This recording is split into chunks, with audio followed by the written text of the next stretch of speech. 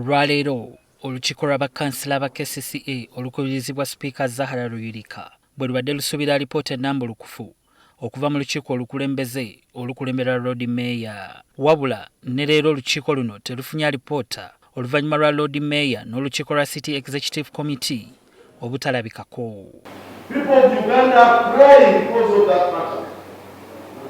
And the Lord Mayor and his executive know that they are supposed to bring that report. This is the first time.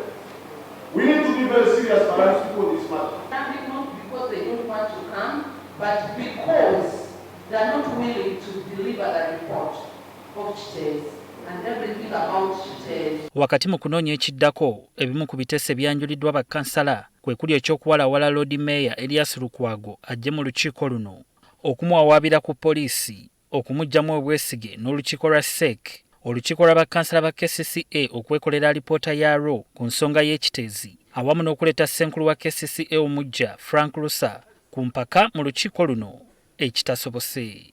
They are supposed to come to council. So I'm proposing, if it is allowed by the law craft locally, we grab the entire SEC team, throw them in jail, take them to police. I'm very sure he is also incriminated. Actually, he should have already resigned by now.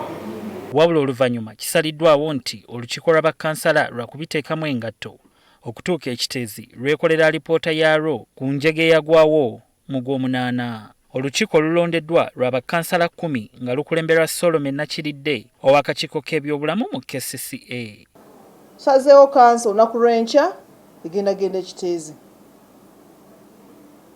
erabe ekiri ekiteezi kanso egendagenda eddundu twagala genda kutegeera lwaki gavumenti efaayo nnyo okugula ettaka eddala ate nga lino weeriri. Wano Sipiika Ruyirika wasabidde Lord Mayor Elias Lukwago okukomya obuzannyo bwa kapeego b'emmese.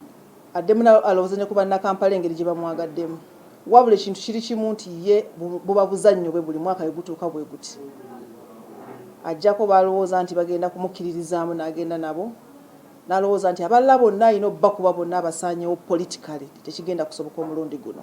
Wadde nga Lord Mayor yeebalamye okubako ky'atangaaza ku nsonga ya alipoota ku njega y'ekiteezi atubulidde ng'olukiiko olufuzi olwa KCCA olwa City Executive Committee bwe lusazeewo okusooka okufuna alipoota okuva mu kakiiko ka Paalamenti aka Kosase okusalawo ekiddako. Nga twesanze nti waliwo lipoota nkulu 3 ze tukyetaaga.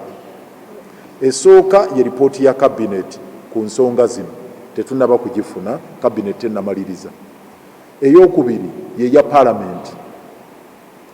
Akakiiko ka Kosasa akakulemberwa Honorable Segona nako kadde kanoonyereza nga kalina okuwa alipoota n'okutuwabula buki ekiyinza okolebwa. Eyokusatu eya IGG enzijuvu. Lukwago ategeezezza ng'era bwe basazeewo okukozesa ensimbi obumbi obusoba mu 4 ezivudde mu misolo gye baakuŋŋaanyiza mu mwaka gw'ebyensimbi oguyise mu kuliyirira bakaawonawo b'enjega y'ekiteezi awamu n'okujja kasasiro mu kibuga. Naye ng'ekisinga obukulu kwe kulaba nti tusipendingako ssente ku kuggyawo kasasiro mu kibuga Kampala ezimu zigenda okwo.